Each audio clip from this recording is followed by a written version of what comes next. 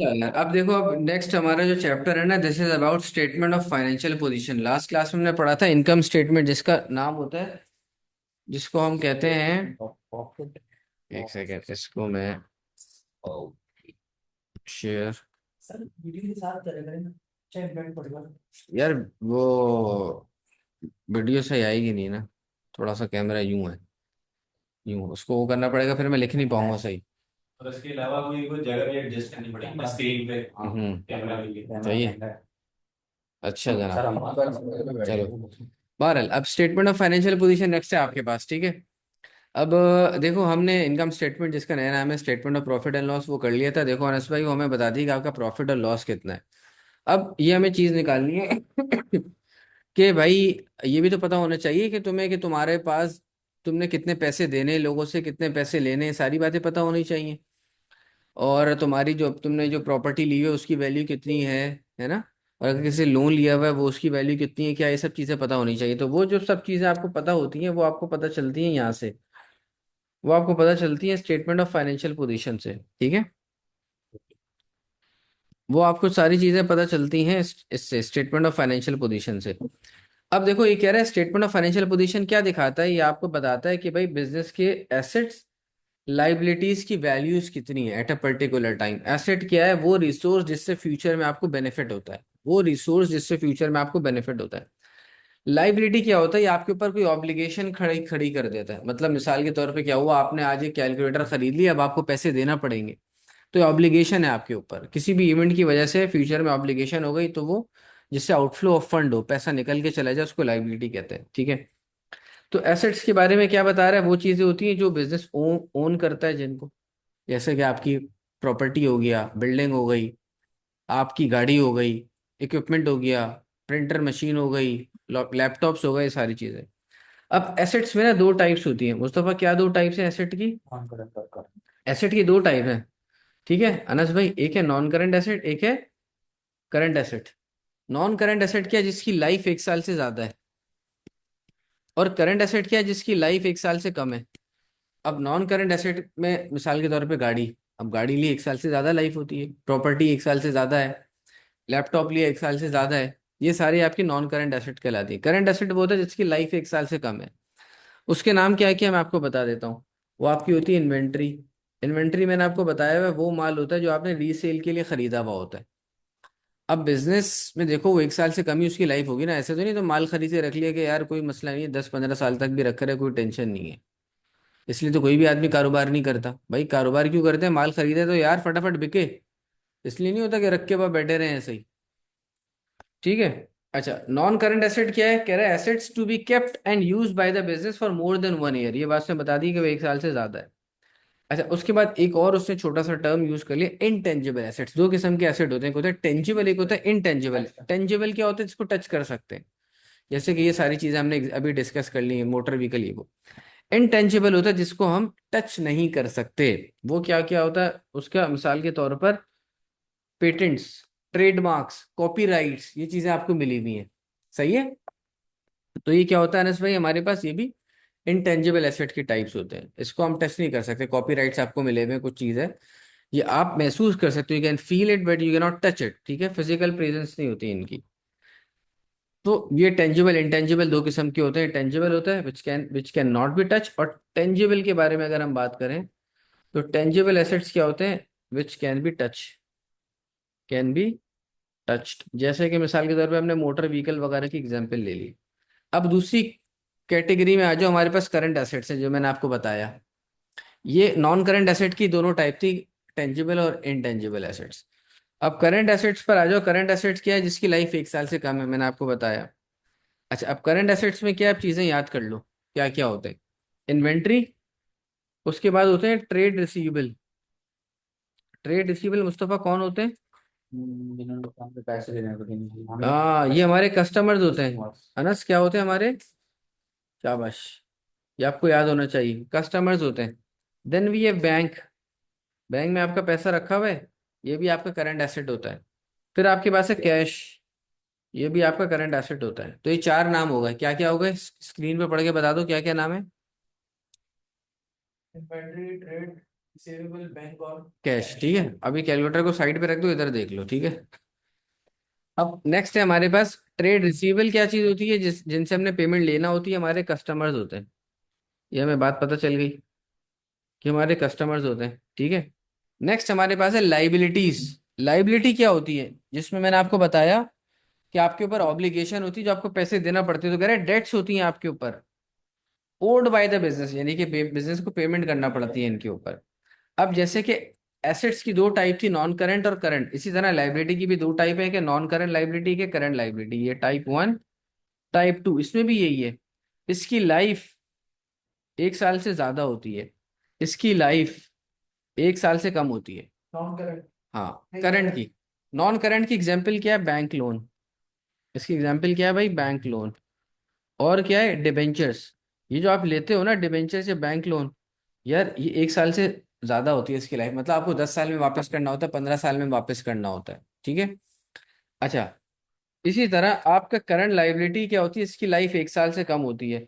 इसकी एग्जाम्पल क्या होती है? आपके पास ट्रेड पेबल दिया हुआ है। ट्रेड पेबल कौन होते हैं? आपके सप्लायर्स होते हैं, जिनसे माल लिया हुआ है। अब तुमने मुस्तफा से माल लिया हुआ है, तो मुस्तफा क्या बोलेगा? यार अनस, जब दिल चाहे पैसे दे दो, या बोलेगा फटाफट निकाल भाई पैसे? जब दिल चाहे। जब दिल चाहे दे दो नहीं बोलेगा, एक बोलेगा भाई फटाफट पैसे निकालो भाई, कल की जगह आज दे दो भाई, बहुत हालात खराब है, अब्बा गए हुए हैं, घर में खर्चा नहीं है, दे दो फटाफट पैसे, ठीक है। अब्बा तो चाय पीते जाते रहते। अब क्या है? Bank overdraft. एक और इसकी एग्जांपल होती है हमारे पास, बैंक ओवरड्राफ्ट। देखो अनस भाई, ये बात आप समझ लो कि बैंक लोन जो है हमारे पास नॉन करंट लाइबिलिटी होता है, बैंक ओवरड्राफ्ट हमारे पास करंट लाइबिलिटी होता है। ओवरड्राफ्ट ही होता है आपके अकाउंट में पड़े हुए 5 लाख, बैंक ने आपको अलाउ कर दिया, अनस भाई आप हमारे बहुत अच्छे कस्टमर हो, आप 7 लाख निकाल सकते हो, कभी जरूरत पड़ी 2 लाख एक्स्ट्रा। तो 2 लाख जो एक्स्ट्रा निकाले ना, वो 1 महीने में वापस करने हैं। अगर नहीं करे तो उस पर इंटरेस्ट वगैरह चार्ज होगा, ये सारी कहानी होती है, ठीक है। तो बैंक ओवरड्राफ्ट की कहानी हो गई, ठीक है भाई। अच्छा, आगे आ जाओ। अभी हमसे कह रहे हैं शेयर होल्डर्स इक्विटी। नेक्स्ट बात, शेयर होल्डर इक्विटी क्या होता है? इक्विटी होता है कि आपका कैपिटल वगैरह कितना लगा हुआ है। तो वो कैसा निकलता है? इक्विटी बोलो या इसको कैपिटल बोलो, वो कैसा निकलता है हमारे पास? एसेट्स, जितने टोटल एसेट हैं उनमें से लाइबिलिटी माइनस करते हो तो कैपिटल निकलता है। ये हमारी अकाउंटिंग इक्वेशन होती है कि capital is equal to assets minus liabilities. Assets minus liabilities, ये हमारे पास कैपिटल की इक्वेशन है। कैपिटल को हम इक्विटी भी कह देते हैं। क्लियर हो यहाँ तक बात अनस भाई? इन लोगों को, अकाउंटिंग वालों को तो पता है, आप इसको पक्का क्लियर करो। इसी तरह हमारे पास क्या है? ये तो इक्विटी की बात आ गई।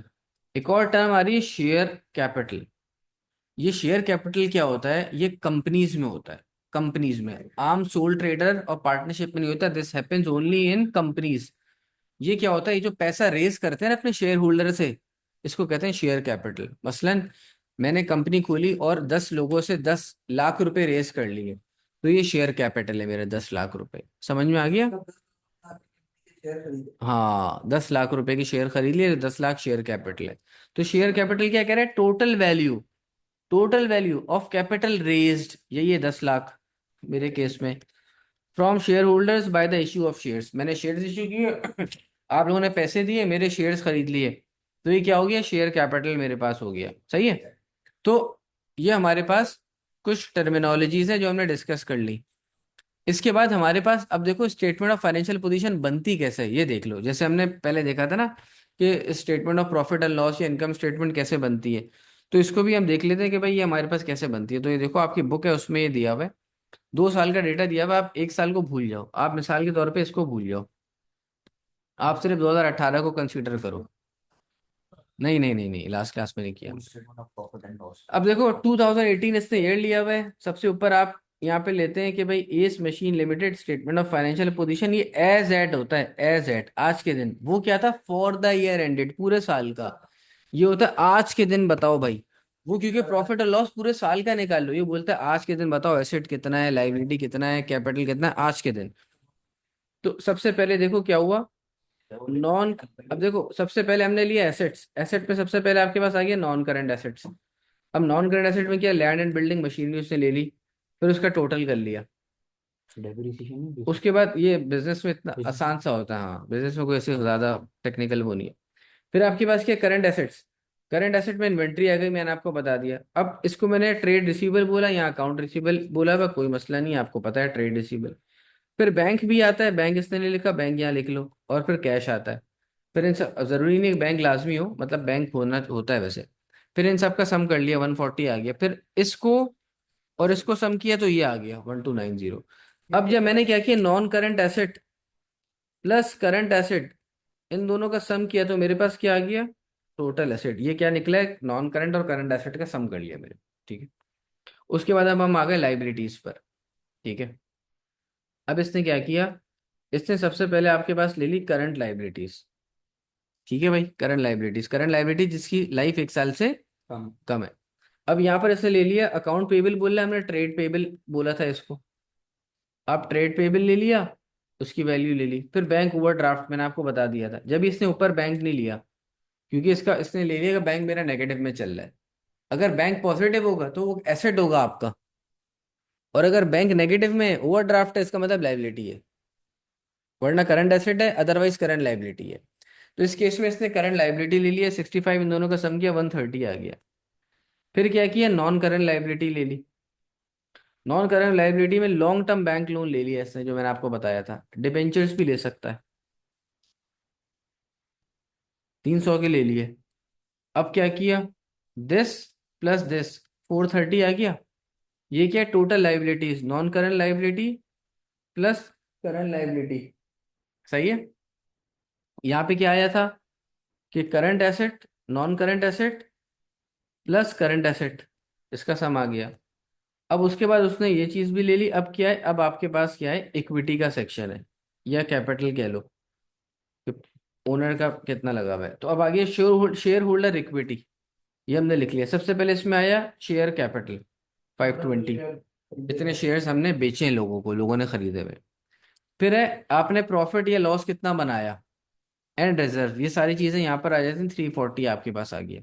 अब आपने इन दोनों का सम किया, 860 आ गया आपके पास। अब आप अनस भाई अगर आप ये करोगे ना, आप ले लो 860 और प्लस ये 860।